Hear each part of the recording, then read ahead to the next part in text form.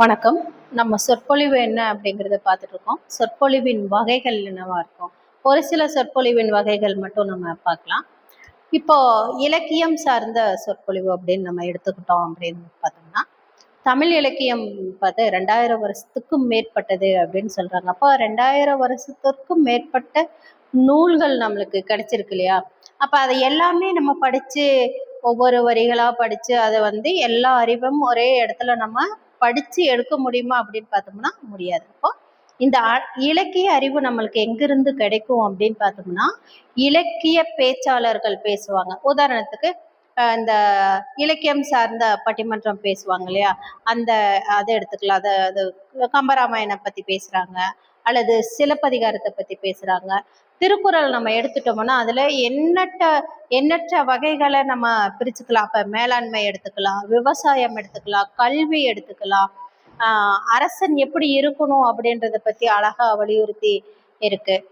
இதையெல்லாம் நம்ம எடுத்துக்கலாம். அப்போ இதெல்லாம் எதை எப்படி எடுத்துக்கலாம் அப்படின்னு பார்த்தோம்னா, இலக்கிய சொற்பொழிவை நம்ம எடுத்துக்கலாம். அப்போ இலக்கியம் சார்ந்து அப்படின்னு பார்த்தோம்னா ஒவ்வொரு நூலிலும் ஒவ்வொரு விதமான கருத்துக்களை நம்மளுக்கு முன்வைப்பதா இருக்கு.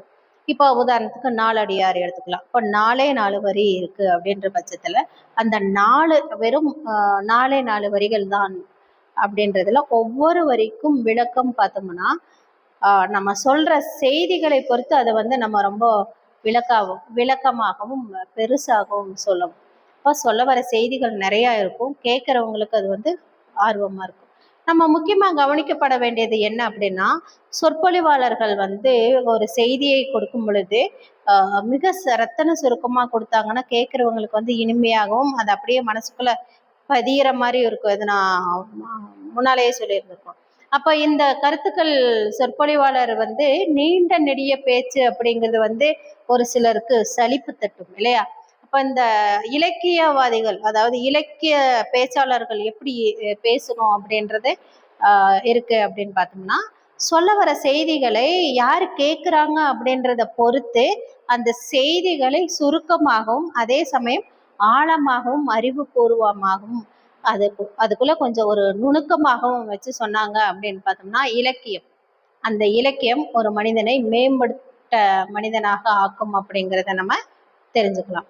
அது போல அரசியல் நம்ம எடுத்துக்கிறோம் அப்படின்னு பார்த்தோம்னா, இன்னைக்கு இப்பொழுது தேவை என்ன அப்படின்னு பார்த்தோம்னா, அரசியல் புரிதல் அனைவருக்கும் வேணும் இல்லையா? அப்ப அரசியல் சார்ந்த செய்திகளை எதுக்காக நம்ம அரசியல் தெரிஞ்சுக்கணும்? அரசியல் தெரிஞ்சதுனால நம்ம இந்தியா ஜனநாயக நாட்டுல ஒவ்வொரு குடிமகனுக்கும் அரசியல் சார்ந்த விஷயங்கள் கண்டிப்பா ஆழமாகவும் அறிவுபூர்வமாகவும் தெரிஞ்சிருக்கணும் இல்லையா?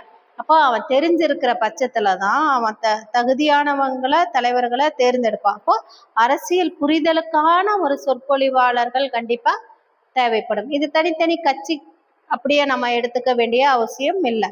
அரசியல் அப்படிங்கிறது என்ன அப்படின்றதுக்காக வழிகாட்டுதல் நம்மளுக்கு கண்டிப்பா தேவை அப்படின்னு பார்த்தோம்னா, அரசியல் சார்ந்து பேசும் சொற்பொழிவாளரை நம்ம முன்னுதாரணமா எடுத்துக்கலாம். உதாரணத்துக்கு இந்த தொலைக்காட்சி நிகழ்ச்சியில எல்லாம் பார்த்தோம்னா விவாதம் நிகழ்ச்சிகள் இருக்கும். அந்த விவாதத்துல அரசியல் சார்ந்து நிறைய கருத்துக்களை பகிர்ந்துக்குவாங்க. அப்போ அது கிட்டத்தட்ட நம்ம சொற்பொழிவு மீட்டிங்ல போய் பேசுறாங்க அப்படிங்கிறத விட இதையும் நம்ம கொஞ்சம் ஆழமா எடுக்கிறதுக்கு நம்ம பார்க்கலாம். அப்ப இந்த கருத்துக்களை தான் ஒரு 100 பேர் மத்தியில நம்ம போய் ஆழமாகவும் அறிவுபூர்வமாகவும் அதே சமயம் ஏதாவது ஒரு உதாரணத்தை வைத்து பேசும் பொழுதும் அந்த மக்களுக்கு சரிவர புரியும்படியாக இருக்கும் அப்படிங்கிறத நம்ம பார்த்துக்கலாம். அப்போ அரசியல் நுணுக்கம் தெரியறவங்களுக்கு கண்டிப்பா அரசியல் பேச்சாளர்களோட வழிகாட்டுதல் கண்டிப்பா வேணும்.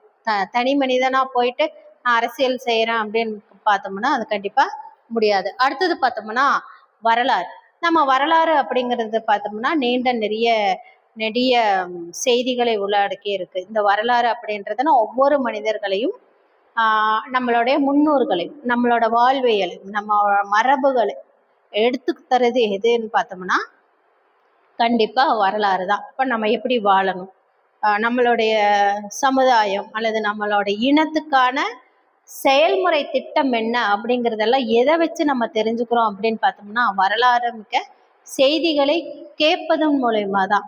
அப்போ நம்மளோட இப்போ உதாரணத்துக்கு நம்ம தமிழ் மொழியோட சிறப்பை நம்ம தெரிஞ்சுக்கிறோம் அப்படின்னு பார்த்தோம்னா, அந்த வரலாறு தெரியாம நம்ம ஒன்றும் பண்ண முடியாது இல்லையா? அப்போ நம்மளோட மொழியானது எப்படி வருது அப்படின்னு பார்த்தோம்னா, ஒவ்வொரு வார்த்தைகளுக்கும் ஒரு அர்த்தத்தோட தான் நம்மளோட வார்த்தைகளையும் காரண காரியங்களோட தான் நம்ம வச்சிருக்காங்க நம்ம முன்னோர்கள். அப்போ இதை பத்தின செய்திகள் இலக்கிய சொற்பொழிவாளர்கள் பேசுவதன் மூலயமா நம்ம தெரிஞ்சுக்கிறோம் இல்லையா?